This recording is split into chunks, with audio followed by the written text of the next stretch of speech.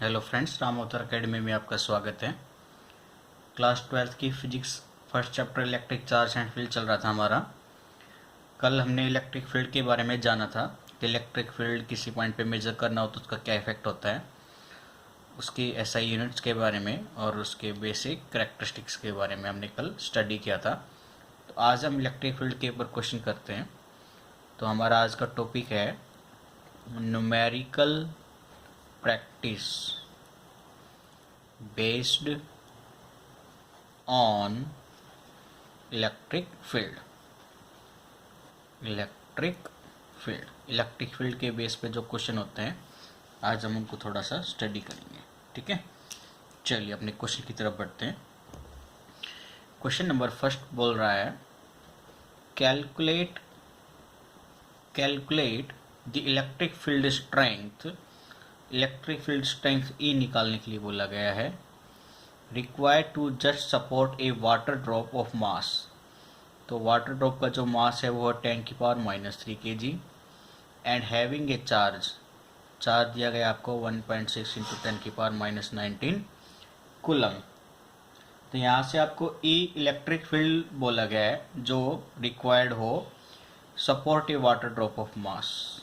ठीक है, एक वाटर ड्रॉप को सपोर्ट करना है ताकि वो नीचे ना गिरे, जिस पोजीशन पर है वो उसी पोजीशन पर सस्टेन रहे। तो उसके लिए कितना इलेक्ट्रिक फील्ड रिक्वायर्ड होगा आपको ये पूछा गया है। तो यानी हम यहाँ से ही कह सकते हैं force on water drop due to electric field हमेशा बराबर रहेगा किसके, इसके वेट ऑफ वाटर ड्रॉप के, वेट ऑफ वाटर ड्रॉप के। क्योंकि अगर वो गिर नहीं रही है तो उसके ऊपर इलेक्ट्रिक फील्ड की वजह से जितना फोर्स फील हो रहा है वो बराबर रहेगा वाटर ड्रॉप के वेट के। अब आपको पता है इलेक्ट्रिक फील्ड आपका जो था कल हमने पढ़ा था, तो इलेक्ट्रिक फील्ड आया था आपका फोर्स पर यूनिट चार्ज। तो यहाँ से फोर्स कितना हो जाएगा, charge into electric field E, wait of water into drops of water, wait of water drop क्या हो जाएगा, m इंटू जी है ड्यू टू ग्रेविटी। तो यहाँ से इलेक्ट्रिक फील्ड मेजर करना है, ये आएगा मास इंटू ग्रेविटी अपॉन में चार्ज। तो मास कितना है उसका 10⁻³ ग्रेविटी कितनी रहेगी 9.8 अपॉन चार्ज 1.6 10⁻³ कूलम। इस वैल्यू को सोल्व करेंगे तो ये आएगी आपकी 6.125 इंटू 10⁻12 न्यूटन पर कूलम। ठीक है, तो आपका ये आंसर हो जाएगा। तो इलेक्ट्रिक फील्ड आपको पता है ऐसा यूनिट इसकी न्यूटन पर कूलम भी होती है और इक्विवेलेंट होता है वोल्ट पर मीटर के। ये भी आपको याद होना चाहिए, ये इंपॉर्टेंट पॉइंट है। क्लियर है बच्चों? चलिए आज के नेक्स्ट क्वेश्चन की तरफ बढ़ते हैं। Question number second. तो देखते हैं क्वेश्चन नंबर सेकंड में आपको क्या बोला गया है। क्वेश्चन नंबर सेकंड है calculate the voltage needed to balance an oil drop carrying 10 electrons। अब इस बार एक ऑयल ड्रॉप को बैलेंस करना है जिसके ऊपर 10 इलेक्ट्रॉन का चार्ज मौजूद है। when located between the plates of a capacitor, एक कैपेसिटर की प्लेट के बीच में, यानी अगर कैपेसिटर की प्लेट है तो इनके बीच की जो डिस्टेंस है वो तो है 5 mm यानी 5 × 10⁻³ मीटर। तो इस प्लेट के बीच में कहीं ऑयल ड्रॉप रखी गई है आपकी, उसको बैलेंस करना है such that the mass of oil drop is 3 × 10⁻6 kg। इसमें आपको बोला गया कि ग्रेविटी आपको 10 लेनी है। ठीक है, तो चलिए देखते हैं। सेम वैसे ही पीछे जैसे क्वेश्चन किया था वैसा ही है आपका बिल्कुल। तो टोटल चार्ज कितना हो जाएगा 10 इलेक्ट्रॉन के लिए, तो 10 × 1 इलेक्ट्रॉन का चार्ज 1.6 × 10⁻19 कूलम, ये आपका चार्ज हो जाएगा। मास गिवन है आपको, मास जो गिवन है वो है बच्चों 3 × 10⁻6 kg एंड साथ में आपको डिस्टेंस डी भी दी गई है, ये है 5 mm यानी 5 × 10⁻³ मीटर। क्लियर है, और ग्रेविटी आपको दी गई है 10 मीटर सेकेंड -2। फिर से वैसे ही करेंगे, कि force on oil drop due to electric field equal रहेगा किसके, वेट ऑफ ऑयल ड्रॉप के, वेट ऑफ ऑयल ड्रॉप। तो यहाँ से फोर्स क्या हो जाएगा, फिर से क्यू इंटू में E electric field into mass into gravity.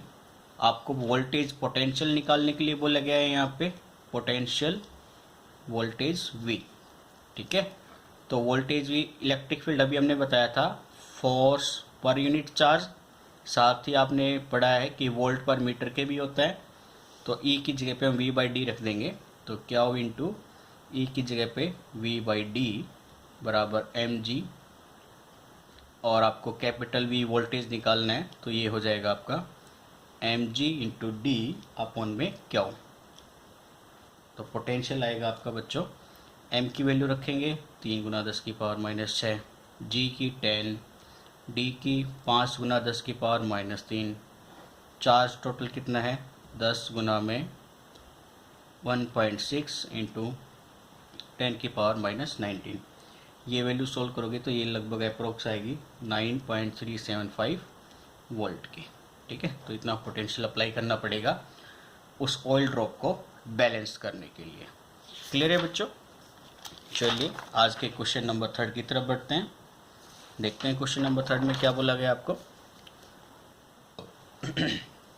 देखिए क्वेश्चन नंबर 3 है, an electron moves a distance of 6 centimetre, यानी 6 सेंटीमीटर की दूरी तय कर लेता है, व्हेन एक्सेलरेटेड फ्रॉम रेस्ट, जब रेस्ट से उसको एक्सेलरेट करा गया हो, by an electric field of strength E आपको given electric field, calculate the time of travel. अब उसका टाइम ऑफ ट्रैवल बताना है कि कितना टाइम, भाई जब वो रेस्ट से 6 सेंटीमीटर तक का डिस्प्लेसमेंट कर चुका है तो कितना टाइम लेगा। अब बेसिकली आपको पता है न्यूटन्स लॉ के हिसाब से आपकी इक्वेशन मोशन होती है s बराबर में ut प्लस में half at²। u initially rest की बात कर रहा है, तो u कितना है बच्चों 0, यानी ये वैल्यू कैंसिल आउट हो जाएगी, s हो जाएगा हाफ इंटू 80²। यहाँ से t की वैल्यू निकालने के लिए बोला गया है, तो t की वैल्यू आ जाएगी 2s अपॉन में a का स्क्वायर रूट, ठीक है। क्लियर है यहाँ तक? चलिए अब आपके पास s डिस्प्लेसमेंट गिवन है 6 सेंटीमीटर मीन्स 0.06 मीटर। क्लियर है बच्चों? आपको a एक्सेलरेशन निकालना है, तो एक्सेलरेशन a के लिए फिर से वही कंडीशन रहेगी कि फोर्स कितना फील हो रहा है इलेक्ट्रॉन पे इलेक्ट्रिक फील्ड की वजह से। तो हम यहाँ से ये कह सकते हैं force exerted on electron by the electric field, ये क्या होता है आपका F बराबर में Q into electric field E। Clear है बच्चों? फोर्स मास इंटू एक्सेलरेशन भी होता है, यानी इस रेशियो को मैं लिख सकता हूँ mass into acceleration Q into E। Acceleration हो जाएगा Q into electric field upon में मास।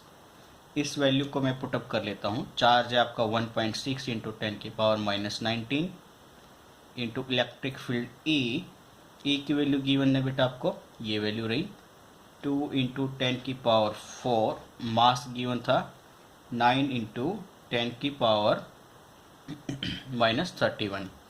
इस वैल्यू को सिंप्लीफाई करेंगे तो एक्सेलरेशन आ जाएगा 0.35 इंटू 10 की पावर 16 मीटर पर सेकेंड स्क्वायर, ठीक है। तो आपको t निकालना था, अब आप t निकालेंगे तो वैल्यू क्या आएगी 2s/a का स्क्वायर रूट।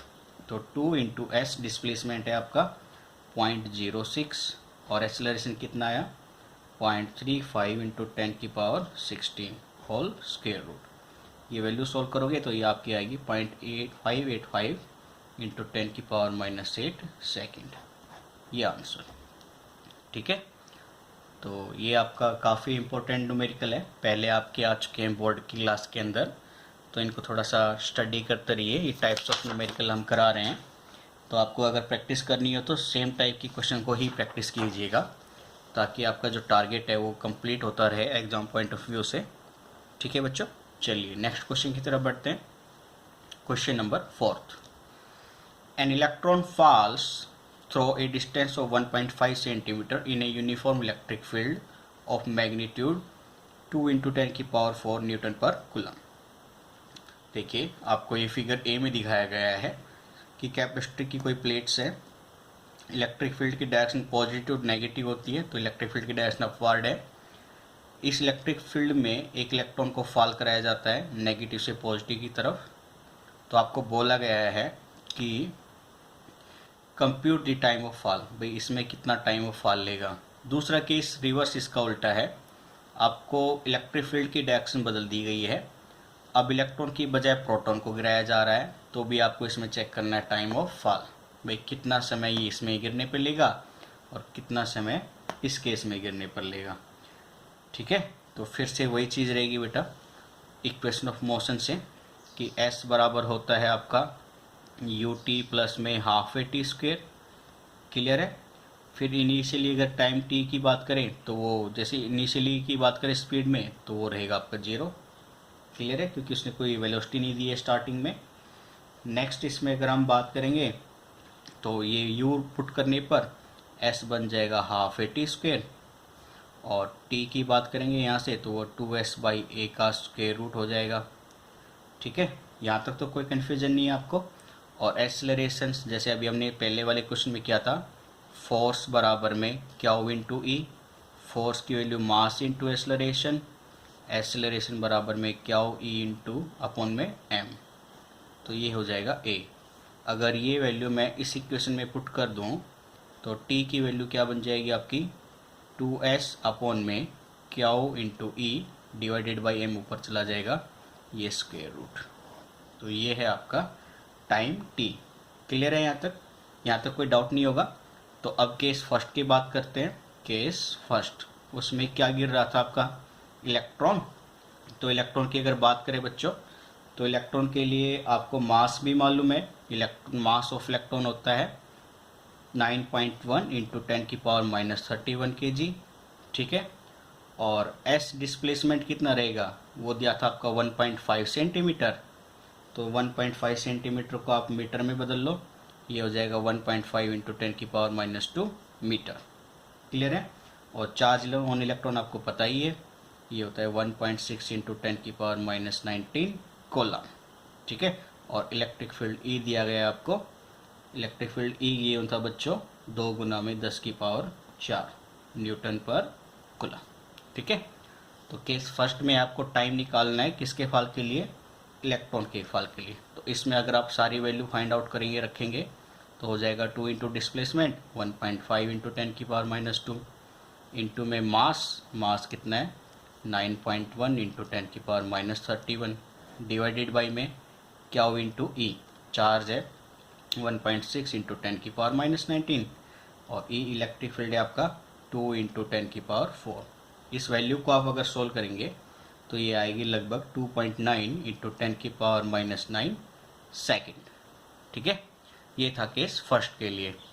केस सेकंड के लिए अगर बात करेंगे बच्चों तो उसमें आपका इलेक्ट्रॉन की बजाय प्रोटॉन की बात हो रही है, तो मास ऑफ प्रोटॉन हो जाएगा, मास ऑफ प्रोटॉन रहेगा बच्चों आपका 1.67 ही होता है मास उसका, 9 हम इलेक्ट्रॉन का ले रहे थे, सॉरी। मास ऑफ प्रोटॉन होता है 1.6 इंटू 10 की पावर -27। इलेक्ट्रिक फील्ड आपका सेम रहेगा 2 इंटू 10 की पावर 4। चार्ज की वैल्यू भी सेम रहेगी बच्चों 1.6 इंटू 10 की पावर -19 कूलम, और आपका S गिवन था 1.5 इंटू 10 की पावर -2 मीटर, क्योंकि 1.5 सेंटीमीटर था, मीटर में कन्वर्ट करेंगे तो ये वैल्यू आ जाएगी। ठीक है, तो आप फिर से टाइम निकालेंगे फॉल किसके लिए, प्रोटॉन के लिए। 2s mass of proton divided by में क्यू इंटू में इलेक्ट्रिक फील्ड, तो वैल्यू पुट कीजिए। s की वैल्यू है 1.5 इंटू 10 की पावर -2 इंटू मास 1.67 इंटू में 10 की पावर -27 अपॉन क्यू है 1.6 10 की पावर -19, फिर मल्टीप्लाई इलेक्ट्रिक फील्ड कितना था 2 गुना 10 की पावर 4 इनका स्क्वायर रूट। ये वैल्यू फाइंड आउट करेंगे तो ये वैल्यू आपकी लगभग आएगी 1.25 इंटू 10⁻⁻7 सेकेंड। ठीक है, तो इलेक्ट्रॉन का टाइम पीरियड और प्रोटॉन का टाइम पीरियड अगर हम कंपेयर करें बच्चों, अगर हम कंपेयर करें तो आपने देखा होगा कि प्रोटॉन गिरने में कम समय ले रहा है बजाय इलेक्ट्रॉन के। ठीक है, क्योंकि प्रोटॉन का जो मास है, मास ऑफ प्रोटॉन, वो हैवी है किसके, मास ऑफ इलेक्ट्रॉन के। तो प्रोटॉन का मास ऑफ प्रोटॉन ज़्यादा हो है मास ऑफ इलेक्ट्रॉन का, इसलिए प्रोटॉन जल्दी फॉल होगा उस गिवन इलेक्ट्रिक फील्ड में। ये कॉन्ट्रैक्ट मतलब ये अपोजिट है किसके, ग्रेविटी के। क्योंकि ग्रेविटी में आपने पढ़ा था कि जो कोई ऑब्जेक्ट अगर गिरता है तो वो उसके मास के ऊपर डिपेंड नहीं होता है, तो ये उसको अपोज करती है। यहाँ पे मास ज़्यादा होने की वजह से वो जल्दी फॉल हो रहा है। ठीक है, तो ये उसका अपोजिशन है। क्लियर है बच्चों? चलिए नेक्स्ट क्वेश्चन की तरफ बढ़ते हैं। क्वेश्चन नंबर 5 देखते हैं। 5th क्वेश्चन में आपको क्या बोला गया है। चलिए, 2 point charges of plus 5 into 10⁻⁻19 coulomb and plus 20 into 10⁻⁻19 coulomb are separated by a distance of 2 meter. Find the point on the line joining them at which electric field intensity is 0. यानी आपको 2 charge दे दिए गए और उनको एक line joining के लिए बोल रहा है। ये है चार्ज 5 गुना 10⁻⁹ कूलम, ये है 20 इंटू 10⁻⁻19 कूलम। इन दोनों के बीच की जो डिस्टेंस है बच्चों वो है 2 metre. Find the point on the line joining, इस लाइन जोइनिंग पे एक पॉइंट बताना है। At which electric field intensity is 0। मान लीजिए मैंने वो पॉइंट P ले लिया। ठीक है, ये पॉइंट A है फर्स्ट चार्ज का, ये पॉइंट B है। अब इस पॉइंट P पे अगर आप टेस्ट चार्ज लेंगे तो कल हमने पढ़ा था ये भी पॉजिटिव है, टेस्ट चार्ज भी हमेशा पॉजिटिव चार्ज ही लेकर चलते हैं हम। इसकी वजह से इसके ऊपर फोर्स लगेगा और जो फोर्स की डायरेक्शन होगी रिपल्सन की, वही डायरेक्शन होगी इलेक्ट्रिक फील्ड E की। यानी ये है आपका electric field E1 due to first charge.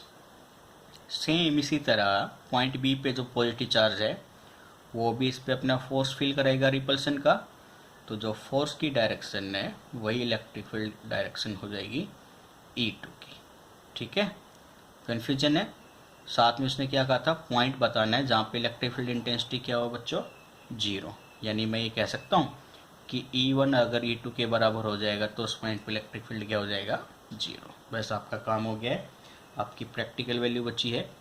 E1 होता है 1/4 पाई एप्सिलॉन नॉट, जिस चार्ज की वजह से बात कर रहे थे, तो ये है 5 गुना 10⁻⁻19 अपॉन में डिस्टेंस का स्क्वायर। तो डिस्टेंस अगर आपकी 2 मीटर है तो यहाँ से यहाँ तक हो जाएगी आपकी, मान लीजिए x। तो पॉइंट A से पॉइंट P के बीच की दूरी मैंने मान ली बच्चों x मीटर, और यहाँ से यहाँ तक की आपकी डिस्टेंस हो जाएगी फिर 2 माइनस x मीटर। ठीक है, पॉइंट P मैंने इसे x की दूरी पे ले रखा है। तो डिस्टेंस का स्क्वायर मीन्स x का square is equal to 1/4 pi epsilon naught. Charge है आपका 20 into 10⁻⁻19 divided by 2 minus x का होल स्क्वायर। तो ये वैल्यू से ये वैल्यू कैंसिल आउट हो जाएगी, 19 से 19 कैंसिल आउट हो जाएगा और ये 4 पे कट जाएगा बच्चों, और क्रॉस मल्टीप्लाई करेंगे तो ये वैल्यू आएगी 4x स्क्वायर 2 माइनस x का होल स्क्वायर।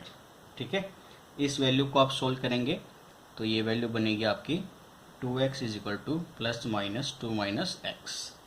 यानी x की दो वैल्यू आएगी, एक प्लस की 2/3 मीटर और एक x की वैल्यू -2 मीटर। ठीक है, तो आपकी ये वैल्यू नेगलेक्ट हो जाएगी और ये वैल्यू आंसर। अब देखिए ये वैल्यू नेगलेक्ट क्यों हो रही है।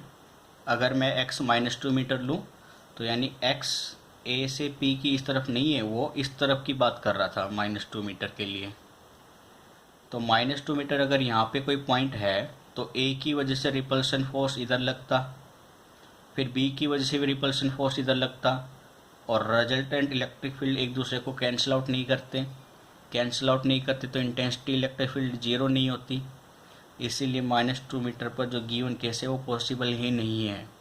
वो पॉसिबल है सिर्फ इस पॉइंट P के लिए, जो कि वैल्यू आ रहा है 2/3 मीटर। तो ये आपका वो आंसर हो जाएगा। ठीक है, काफ़ी जी क्वेश्चन था। चलिए नेक्स्ट क्वेश्चन की तरफ बढ़ते हैं। क्वेश्चन में पूछा गया आपको 2 point charges Q1 0.2 coulomb, Q2 0.4 coulomb are placed 0.1 metre apart. Calculate electric field at first point है the mid point between the charges, बिल्कुल उनके बीच में। तो ये कुछ इस तरह से हैं। अगर ये Q1 है और ये Q2 है, Q1 लोकेशन A पर वैल्यू है 0.2 कूलम, Q2 लोकेशन B पर वैल्यू है 0.4 कूलम। ठीक है, इनके बीच की दूरी है आपकी 0.1 मीटर, ये इनके बीच की डिस्टेंस है। इसके मिड पॉइंट पर कोई पॉइंट O की बात कर रहा है ये।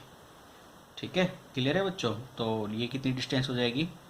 0.05 मीटर की, और यहाँ से यहाँ तक की वो डिस्टेंस हो जाएगी 0.05 मीटर की।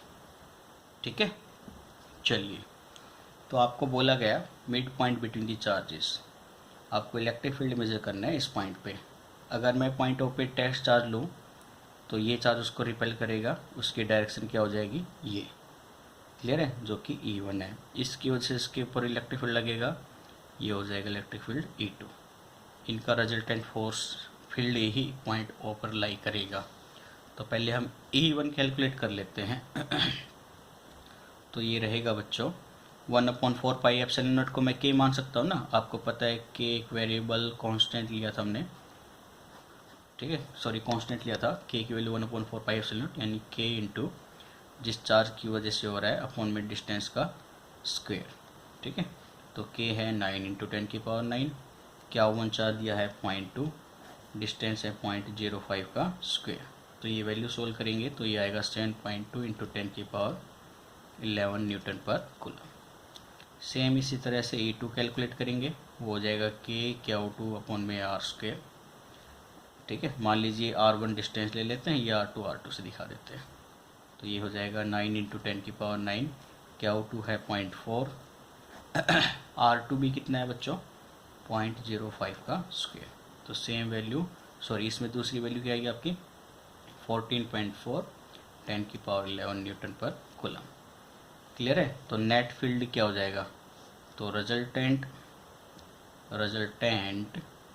Electric field E at point O, ये हो जाएगा आपका E2 minus E1। 14.4 into 10⁻11 minus 7.2 10⁻11। तो ये रिजल्ट हो जाएगा बच्चों आपका 7.2 इंटू 10⁻11 न्यूटन पर कूलम। ये आपका रिजल्टेंट इलेक्ट्रिक फील्ड है पॉइंट O पर। ठीक है, चलिए सेकंड टर्म की तरफ देखते हैं। सेकंड में बोला गया a point on the line joining Q and Q2 such that it is 0.05 metre away from Q2 and 0.15 metre away from Q1। तो देखते हैं इसमें कैसे करेंगे हम। चलिए, तो क्वेश्चंस को फिर से स्टडी करके इसी पार्ट पे कर लेते हैं हम।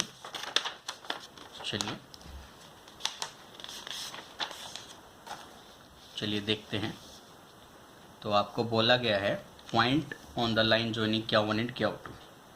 तो ये लाइन जॉइनिंग है हमारी, ये है Q1 और ये है Q2। Q1 है आपका 0.2 कूलम, Q2 है 0.4 कूलम। ये पॉइंट A है, ये पॉइंट B है। Such that it is 0.05 metre away from Q2। Q2 से 0.05 मीटर, 0.05 मीटर। मान लीजिए पॉइंट कोई O है या C है, या पॉइंट P ले लीजिए। ठीक है, इस पॉइंट की बात कर रहा है वो। और Q1 से Q2 के बीच की दूरी थी बच्चों 0.1 मीटर, 0.1 मीटर। ठीक है, तो आपको पॉइंट P पे इलेक्ट्रिक फील्ड बताना है रिजल्टेंट। ठीक है, और पॉइंट P A से कितनी दूरी पर है? 0.15 मीटर की डिस्टेंस पर है। ठीक है बच्चों, तो फिर हमसे वही निकालेंगे इलेक्ट्रिक फील्ड E1। E1 कितना आएगा कि भाई इसकी वजह से वहाँ पर क्या इलेक्ट्रिक फील्ड होगा? वो होगा आपका E1। तो K Q1 अपॉन में R1 स्क्वेयर, K है 9 गुना 10 की पावर 9, Q है आपका 0.2 और वहाँ से डिस्टेंस है आपकी 0.15 मीटर का स्क्वायर।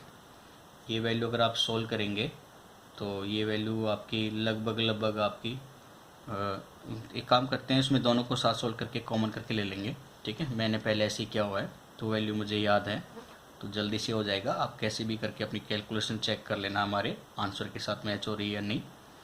तो Q2 अपॉन में R2 का स्क्वायर। ठीक है, तो K है आपका 9 इंटू 10 की पावर 9, Q2 है 0.4 और आपका R2 है बेटा 0.05, इसका होल स्क्वायर। ठीक है, तो ये वैल्यू अगर आप सोल्व, ये भी हम दोनों के साथ सोल्व कर लेते हैं, तो मैं यहाँ पे लिख लेता हूँ resultant electric field E at point P, magnitude value ले रहे हैं सिर्फ, ये क्या हो जाएगी आपकी E1 प्लस में E2। ठीक है, तो 9 इंटू 10 की पावर 9 तो कॉमन ही हो जाएगा, फिर ये 0.2 अपॉन में 0.15 का स्क्वायर प्लस 0.4 अपॉन में 0.05 का स्क्वायर। ये वैल्यू अगर आप सोल्व करेंगे ये लगभग 1.52 इंटू 10 की पावर 12 न्यूटन पर कूलम हो जाएगी। आप अगर इस चीज़ के कन्फ्यूजन में कि यहाँ पे ऐड किया है पहले सब्ट्रैक्ट किया, वो क्यों, तो देखिए ए की वजह से जो इलेक्ट्रिक फील्ड है वो फोर्स की डायरेक्शन ये हो जाएगी। ठीक है, और इसकी वजह से जो फोर्स लगेगा वो भी सेम डायरेक्शन में रहेगा E2, तो E1 E2 obviously resultant product जो रिजल्टेंट है वो एडिशन पे ही है, इसलिए हमने इनको ऐड किया है। ठीक है, तो ये था आपका सिंपल सा क्वेश्चन, ये आपका आंसर हो जाएगा। क्लियर है बच्चों? चलिए आज के हम अपने लास्ट क्वेश्चन की तरफ बढ़ते हैं, देखते हैं उसमें क्या पूछा गया है आपको। ये भी काफ़ी इजी और अच्छा क्वेश्चन है। ठीक है, काफ़ी टाइम एग्जाम में पूछा गया है। चलिए देखते हैं। क्वेश्चन में बोला गया है बच्चों, 2 point charges Q1 and Q2 of 10 की पावर -8 कूलम एंड 10 की पावर -8 कूलम रेस्पेक्टिवली। एक पॉजिटिव चार्ज है, एक नेगेटिव चार्ज है, आर प्लेस्ड 0.1 मीटर अपार्ट, यानी एक यहाँ पे रखा हुआ है प्लस 10 की पावर -8 कूलम, ये वाला Q1 चार्ज, Q2 रखा है इस पॉइंट के ऊपर -10 की पावर -8 कूलम, जो कि कितनी डिस्टेंस पर है 0.1 मीटर। तो यहाँ से यहाँ तक की पॉइंट है, ए आपको मिड पॉइंट के लिए बोला गया था और उसकी डिस्टेंस दे रखी है इससे 0.05 और इन दोनों के बीच की डिस्टेंस 0.05। ये आपको फिगर गिवन है आपको पहले से ही, तो इस फिगर के हिसाब से आपको पॉइंट ए पे इलेक्ट्रिक फील्ड बताना है, बी पे इलेक्ट्रिक फील्ड बताना है और सी पे बताना है। ठीक है, तो चलिए अगर हम पहले E1 की बात करें, सॉरी ए पे बात करें, तो पहले हम निकालेंगे बच्चों first part electric field at point ए। ठीक है, तो पॉइंट ए पे देखो, अगर मैं टेस्ट चार्ज को यहाँ पे रखता हूँ तो इस प्लस की वजह से प्लस रिपल्सन होगा, यानी ये रिजल्टेंट इलेक्ट्रिक फील्ड इसका इधर E1 लगेगा, ये हो जाएगा आपका E1। ये नेगेटिव है, टेस्ट चार्ज पॉजिटिव रखते हैं हमेशा, तो फिर से अट्रैक्शन हो रही है, यानी E2 भी इधर ही है, तो रिजल्टेंट क्या आएगा इसका E1 प्लस में E2। ठीक है, क्लियर है?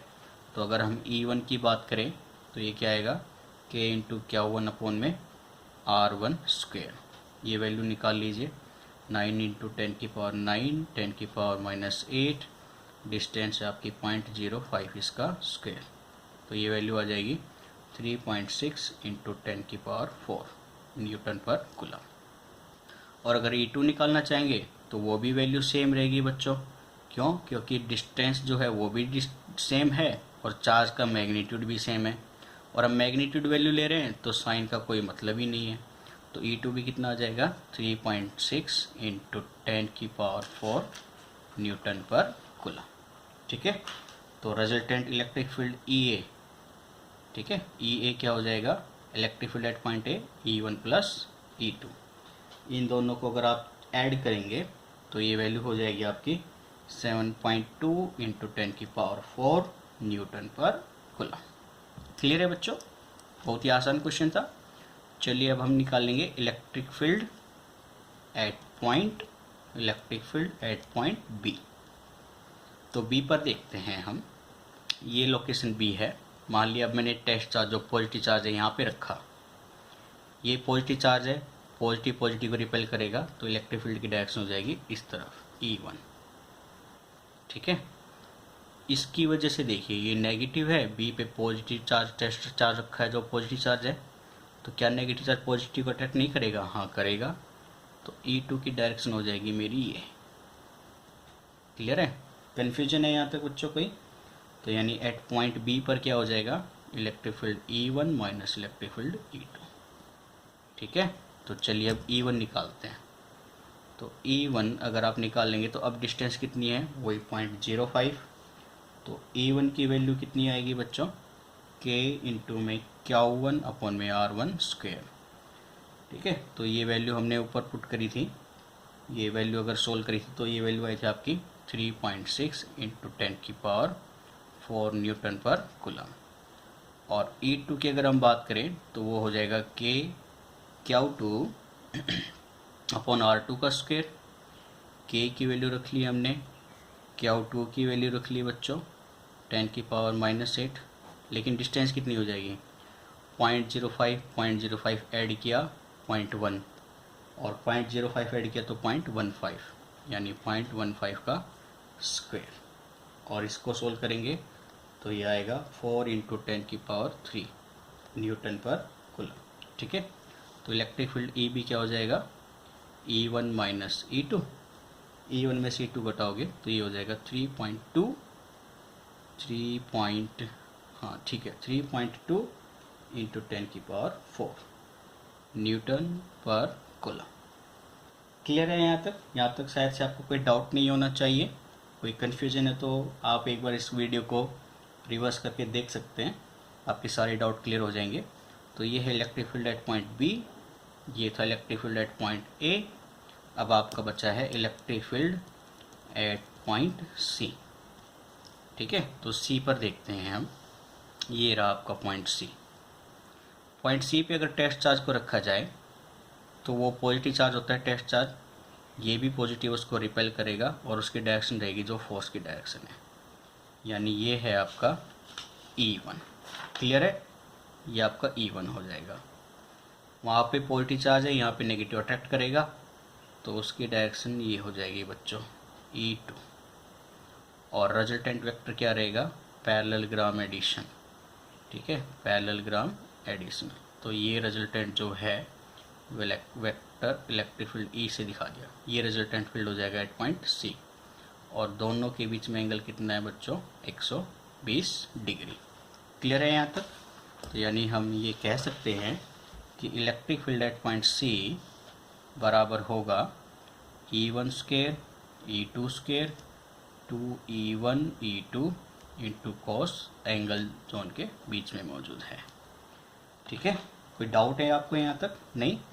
और E1 E2 की वैल्यू क्या रहेगी? दोनों की बराबर रहेगी क्योंकि डिस्टेंस भी 0.1 मीटर है।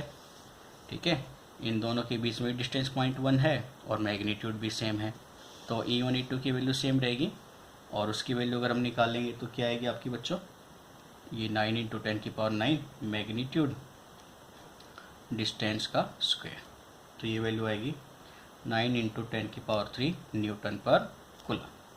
ठीक है, और इसी में अगर आप ये वैल्यू पुट करेंगे सारी, तो cos 120 वैल्यू अगर ये सारी वैल्यू पुट करेंगे तो ये आपकी वैल्यू लगभग आप ये वैल्यू पुट करके देख लेना, ये लगभग आपके 9 इंटू 10⁻³ न्यूटन पर कूलम हो जाएगी। ठीक है, ये आपका सी पॉइंट है। तो ये थे आपके कुछ न्यूमेरिकल्स जो आपके पुराने पेपर में आए हुए हैं और काफ़ी इम्पोर्टेंट भी है और पूछे भी जाते हैं बार बार रिपीटेशन में। तो आज का सेशन हम यहीं पे रखेंगे अपना। यहाँ तक आपको कोई डाउट आता है तो आप कमेंट बॉक्स में डालकर हमसे अपना जवाब पूछ सकते हैं। ठीक है, और आप लोगों से रिक्वेस्ट है कि चैनल को सब्सक्राइब कीजिए, वीडियो को पूरा देखिए, अपने दोस्तों के साथ शेयर कीजिए, अपने फ्रेंड्स को हमारे बारे में बताइए ज़्यादा से ज़्यादा लोग, ताकि हमसे जुड़ सके, हमारा भी कॉन्फिडेंस लेवल अप हो जाए। ठीक है, और स्टडी मटेरियल और भी अच्छा प्रोवाइड करा सके आपको। तो आप लोग चैनल को सब्सक्राइब रखें और वीडियो को डेली देखें। तो आज का वीडियो हम यहीं पे रोकते हैं, बाकी के टॉपिक कल करेंगे। Okay, thank you, bye bye, take care.